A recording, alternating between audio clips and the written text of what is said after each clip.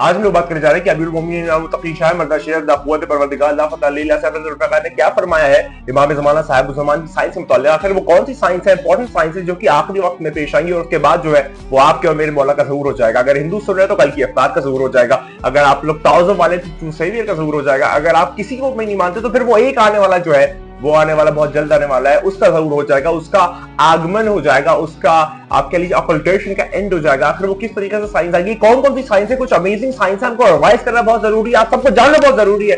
इन सब पे एक बहुत इंपॉर्टेंट वीडियो होने जा रही है, आप वीडियो के लिए सब्सक्राइब करें।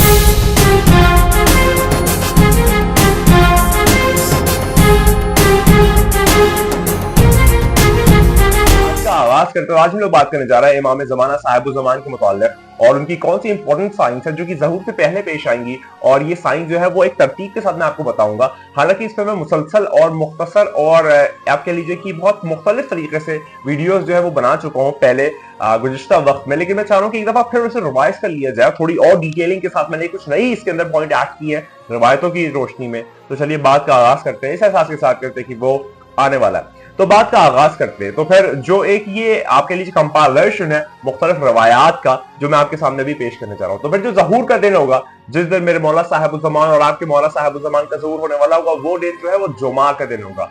जुमा कहते हैं फ्राइडे को। अच्छा एक और बात सुने, कुरान में एक सूरह है सूरह जुमा, तो वहां पर उसकी जो जाहिरी मीनिंग है वो तो आपकी जुमे का दिन है कि जब भी जुमे का दिन हो तो अपने काम को छोड़ के उसकी तरफ लपको, इस तरीके के जुमले आते हैं। अगरचे आप उसका ट्रांसलेशन देखें उर्दू में, लेकिन इसकी जो असल और इसकी जो आप कह लीजिए एक इनहेरिटेड मीनिंग है ना, या फिर इसकी जो असल खास मीनिंग है, खासा मीनिंग है, वो जुमा से मुराद है साहिब ज़मान इमाम ज़माना इमाम मीर इस्लाम। क्यों? क्योंकि बहुत सारे लक़ब है मेरे मौला के और उनमें से एक मौला का लक़ब है जुमा। तो यानी कि जब भी जुमा हो जाए, यानी कि जुमा का ज़हूर हो जाए, तो अपने काम काज छोड़ के उसकी तरफ लपको, यानी कि उसकी तरफ जाओ। रिवायतों में यह भी जुमला आता है कि अगर तुम्हें बर्फ की सीली पे जाके रेंग के जाना पड़े तो तुम भी जाओ, लेकिन तुम जब मेरे मौला का ज़हूर हो जाए तो वहां तक पहुंच जाओ। तो पहली साइन ये है कि जब ज़हूर हो जाएगा तो वो दिन जो है वो फ्राइडे का दिन होगा। दूसरी साइन, जब दिन ज़हूर होगा तो वो 10 मुहर्रम होगा, यानी 10th ऑफ मुहर्रम जो है वो दिन होगा कि जिस दिन ज़हूर होगा। ये दो बातें क्लियर हो गई, आप लोगों ने रिवायतों में सुना होगा। आगे बात करते हैं, वो जो साल होगा वो ताक साल होगा। ताक यानी ऑड ईयर होगा, इवन नहीं होगा, यानी कि जिसकी वंस प्लेस पे इवन नंबर नहीं आता, 2, 4, 6, 8, 12 इस तरीके के नंबर्स नहीं आते, ऑड आते हैं 1, 3, 5, 7 इस तरीके के जो नंबर्स आते हैं उसे ऑड नंबर्स कहते हैं। अच्छा क्योंकि कुछ लोग मैं मैथ में बहुत ज्यादा इंटरेस्ट रखता हूं, तो ऑड नंबर का बहुत सिग्निफिकेंस है हमारे यहाँ इस्लामिक पर्सपेक्टिव से और इस्लामिक एसोटेरिक नॉलेज के हिसाब से। तो आप लोग इसमें कुछ सोचिएगा कि अगर ऑड नंबर का कोई पैटर्न है या कोई पैटर्न नहीं है, और उसके अंदर फिर प्राइम और नॉन प्राइम नंबर्स भी होते हैं, उसके भी हम लोग कभी बात कर सकते हैं कि प्राइम नंबर्स का डेकोरेशन क्या होता है, कैसे वो आते हैं, क्या उसके अंदर एक गैपिंग है, कोई गैपिंग अभी तक ढूंढ नहीं पाया है। तो यानी कि जब मेरे मौला का ज़हूर होगा तो फ्राइडे का दिन होगा, 10 मुहर्रम होगा और वो ऑड ईयर होगा, ताक साल होगा। आगे बात सुनिए, उस बार वो चीज होगी जो कभी नहीं होगी रमजान के महीने में। क्या होगी? रमजान के महीने में सूरज ग्रहण और चांद ग्रहण दोनों चीजें होंगी, और सारे नॉर्मल कैलकुलेशंस या फिर नॉर्मल जो आपके एस्ट्रोलॉजर्स है वो फरमा रहे होंगे नहीं ऐसा नहीं होगा, लेकिन उसके बरक्स होके वो चीज पेश आ जाएगी जो कि आदम से लेके आज तक कभी नहीं होगी। वो चीज जो है वो पेश आएगी, यानी सूरज ग्रहण और चांद ग्रहण का जो आप कह लीजिए अक्रेंस है, उसके अक्रेंस में इख्तलाफात आ जाएंगे, यानी कि पहले कौन सा आता है बाद में कौन सा आता है, वो बात चेंज हो जाएगा और उससे काफी कैलकुलेशंस और काफी आप कह लीजिए कि एक प्रोडक्शंस गलत हो जाएंगे एस्ट्रोलॉजर्स के। रिवायतों में जुमला है कि जो आखिरी जमाना है उसमें जो एस्ट्रोलॉजर्स होंगे वो कुछ कह रहे होंगे, हो कुछ रहा होगा। आगे बात करते हैं, आसमान से एक आवाज सुनाई देगी और हर इंसान जो है वो आवाज अपनी जबान में सुनेगा, हर इंसान वो आवाज अपनी जबान में सुनेगा। फॉर एग्जाम्पल अगर वो इंग्लिशमैन है या कोई हिंदी बोलता है या कोई उर्दू बोलता है या कोई अरबिक बोलता है, कोई समानी बोलता है, कोई हिब्रू बोलता है, कोई भी जबान बोलता है, उसको उस जबान में निदा जो है वो सुनाई देगी। एक और ये बात आती है, और वो निदा इतनी तेज होगी आसमानों से जो कि ईयर ड्रम्स हैं आपके ना, वो कांप जाएंगे, फट जाएंगे, इतनी ज्यादा तेज आवाज होगी, यानी कि पियर्स कर जाएगी वो आपके ईयर ड्रम्स में वो आवाज। इतनी ज्यादा यहाँ पर जुमला मिलता है, इतनी ज्यादा शदीद किस्म की इंटेंसिफाइड और इंपल्सिफाइड आवाज होगी। आगे बात सुने, नज़बियान, नज़बियान जो है वो इराक को यहाँ पर कहा जा रहा है। नस्बियान जो है वो चारों तरफ से जलेगा। अब आप देख सकते हैं इराक का क्या हाल हुआ पिछले वक्त में। हिस्टोरिकल अगर आप फैक्ट्स एंड फिगर्स उठा के देखें और अभी मौजूदा वक्त में भी देखें, नाबियान जो है वो इराक है और इराक का क्या हाल हो चुका है। तो यानी कि जब मेरे मौला का ज़हूर होने वाला वो, तो नाबियान जो है वो चारों तरफ से जलेगा। यानी कि एकदम आपके लिए एक्सट्रीम कंडीशंस, एकदम उसकी इतनी ज्यादा लोगों में एनिमोसिटी, इतनी ज्यादा वहां पर फ्लक्चुएशंस, इतनी ज्यादा वहां पर अबॉर्टेशन या डिस्टॉर्शन इतना ज्यादा हो जाएगा कि जिसकी कोई हद नहीं। यानी चारों तरफ से जो नाबियान है यानी इराक वो जलेगा। आगे बात सुने, बसरा जो है वो अबैंडन हो जाएगा, एकदम वीराना हो जाएगा। बसरा का शहर जो है वो वीराना हो जाएगा।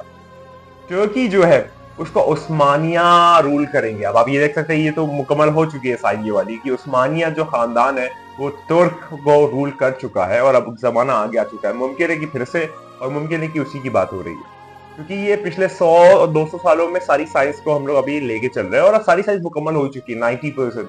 10% बाकी है जो कि हतमी अलामात है। उसके बाद जो है लोग जो है वो किसी पे ट्रस्ट करेंगे तो उसकी ट्रस्ट तोड़ देंगे। ये भी एक साइन में से साइन मौला यहाँ फरमाते हैं। और उसके बाद जो ये सारी साइन जो है वो अमीर मोमिन शाह मर्द अल्लाह फतह जो है वो सासा इब्न सुआन उनके एक साहबी थे, उनसे फरमाते हैं। उसके बाद जो लोग हैं उनको मारा जाएगा इस तरीके से कि बगैर गिनती के, मतलब कि शाटर कर दिया जाएगा। बगैर गिनती के मानने से मुराद हो सकता है बॉम्बिंग या बॉम्बार्डमेंट, या किसी इस तरीके की एक इम्पल्सिव और एक्सट्रीमिस्ट चीज या इक्विपमेंट या वेपन जिससे एक साथ बहुत सारे लोग मर जाए। तो शायद उससे ये मुराद है कि लोगों को बगैर गिनती के मारा जाएगा, यानी कि बस एक बार ही मार दिया जाएगा।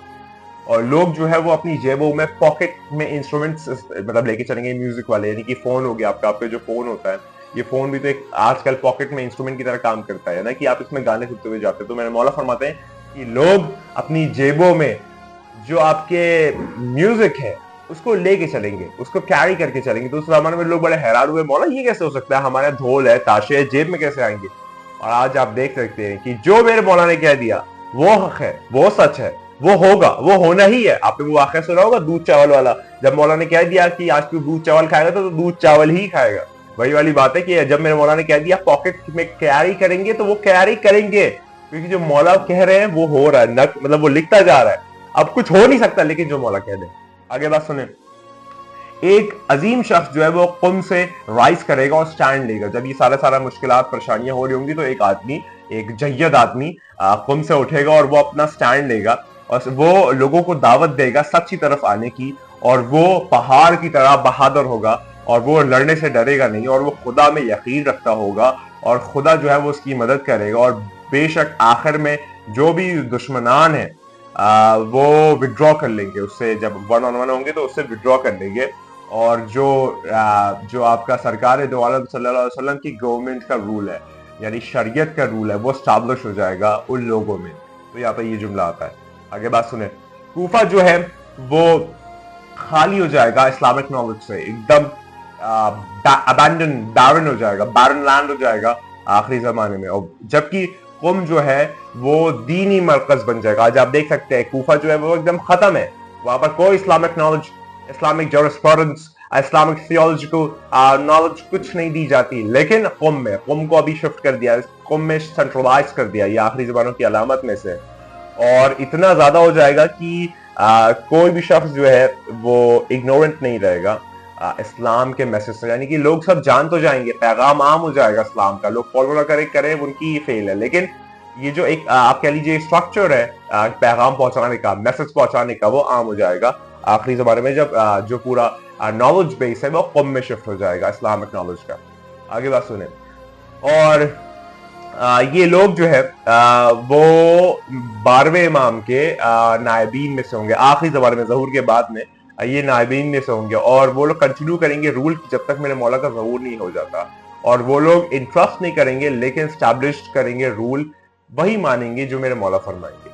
उसके बाद जो है वो अमीर मोमिनीन जो है वो कुमैल इब्न ज़ियाद से फरमाते हैं कूफा के बाहर ले जाके, और उनको एक जगह दिखाते हैं कि जहां पे उनको दफनाया जाएगा। और फिर कहते हैं कि इनकी जो कब्र है उसको बहुत टॉल बिल्डिंग से सराउंड कर दिया जाएगा, और वो टॉल बिल्डिंग्स शैतान की होगी, यानी कि खराब लोगों की होगी।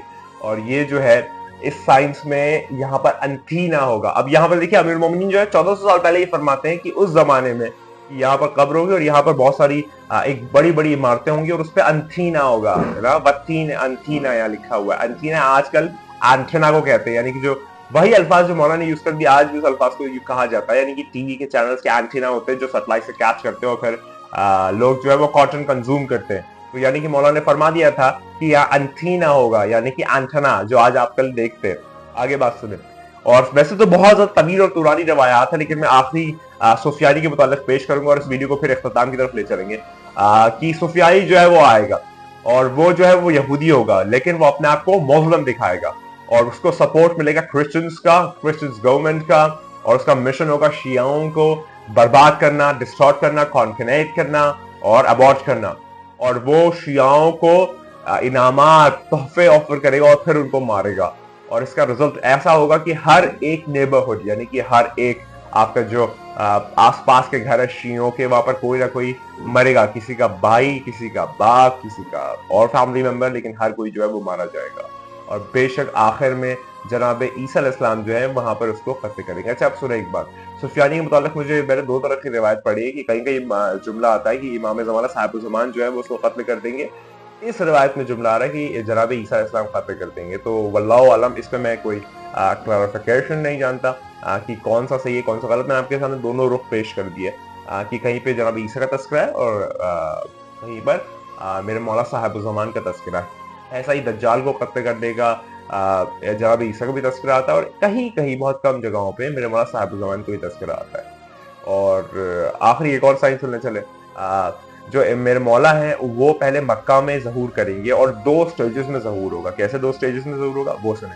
पहली स्टेज होगी कि वो सीक्रेट में रहेंगे और उनको अनाउंस नहीं किया जाएगा, यानी कि उनका ज़हूर जो है वो अनाउंस नहीं किया जाएगा, बहुत खास तबका जो है वो ज़हूर के मुतालिक जानेगा। जो दूसरी साइन है वो ये है कि एक ओपन अनाउंसमेंट होगा, यानी कि एक ओपन अनाउंसमेंट होगा 10 मुहर्रम को, फ्राइडे का दिन होगा। सो वो एक वर्ल्डली तौर पर आपके लिए एक अनाउंसमेंट होगा कि लोग सारे सुन लेंगे कि मौला का ज़हूर हो चुका है। वो पहले जो होगा वो कुछ खास मखसूस लोगों के लिए ज़हूर होगा, और उसके बाद कुछ वक्त बाद जो स्टेज 2 होगी उसमें मेरे मौला का ज़हूर जो है वो अवामी सतह पे हो जाएगा, पूरी दुनिया के लेवल पे हो जाएगा। तो ये कुछ साइंस थी जो मैंने आपके सामने पेश की। देखे सारे वाकयात, सारे एहसासात, सारे महसूसात, सारे जज्बात को इकट्ठा कर ले कि वो आने वाला है, वो बहुत चलने वाला है। सारे लोग जो मुझसे कहते हैं, कुछ लोग पता नहीं कैसे फितरत के लोग हैं, मुझसे कहते हैं कि बार बार ये ना कहो, बस ये कहो कि मौला के लिए तैयारी करो। तो तैयारी यही तो है, तो उनको बार बार रेपिटेशन में याद करो, बार बार, हर बार, लगातार 1000 बार याद करो कि वो आने वाला है, वो बहुत जल्द आने वाला है। ऐसा ना समझो कि बस हमारा जो एक निजाम चल रहा है वो चलता रहे और मेरे मौला का ज़हूर ना हो, फिर तो तुम गुनहगारों में से हो। मैं कुछ कमेंट्स पढ़ता हूँ, वो लोग कहते हैं कि आप ऐसा डराए ना पब्लिक को, आप बड़ी हैवी बात करते हैं, आप जो है वो बड़ा पब्लिक को दहला देते हैं। यार तुम लोग बगैर बेगैरत हो यार, शर्म नहीं आती? कैसी बातें कर रहे हो? जिसकी वजह से तुम हो तुम उसका जिक्र ना करो, जिसकी वजह से तुम जिंदा हो उसकी बात ना करो। वो आने वाला है, ये 100 साल अब ज़माना नहीं बाकी है। क्यों नहीं समझते हो? रिवायात से सुन लो, मैथमेटिकल कैलकुलेशन से सुन लो, अलजब्र से सुन लो, वो बस आने वाला है। ये मैं कैसे बताऊं, कैसे कहूं? जाहिर सी बात है तायुन तो नहीं कर सकता ना, लेकिन मैं कह रहा हूं, बात मान लो, समझ जाओ, जान जाओ कि वो आने वाला है, वो बहुत जल्द आने वाला है। तुम ये समझो, आप जैसे तुमने पूरी तुम्हारे खानदानों ने जिंदगी गुजार ली और ज़हूर नहीं हुआ, वैसा तुम्हारे साथ नहीं होगा। और दुआ करो ना हो, तो वो लकी जनरेशन हो कि जो आखिरी जमाने का जमाना पा रहे हैं, जिसमें मेरे मौला खुद आ रहे हैं। तुम समझो बात को, वो आने वाला है, देर न करो, सबर न कर, अब तो बस गौर फिक्र कर कि वो आने वाला है। फिर मैं कहता हूं वो आने वाला है, तू समझ जा, मैं किसी वजहों से कह रहा हूं वो आने वाला है, तू समझ, तो गौर तो कर, फिक्र तो कर, कुछ अरसा बचा है, बस तू समझ जा कि वो आने वाला है। तू अपने आप को सही कर ले, तैयार कर ले। तू कुछ भी ना करे तो मोहब्बत कर ले, मोहब्बत तुझे पूरी तरीके से तैयार कर देगी। वो आने वाला है, वो बहुत जल्द आने वाला है। तैयार हो जाइए, बार हो जाइए, बार हो जाइए, लगातार हो जाइए कि तेरे, मेरे और हम सबके मौला आने वाले। और याद रखी, तू नहीं है, बस वही है। खुदा को याद करो यार, खुदा को याद करो। खुदा हाफिज।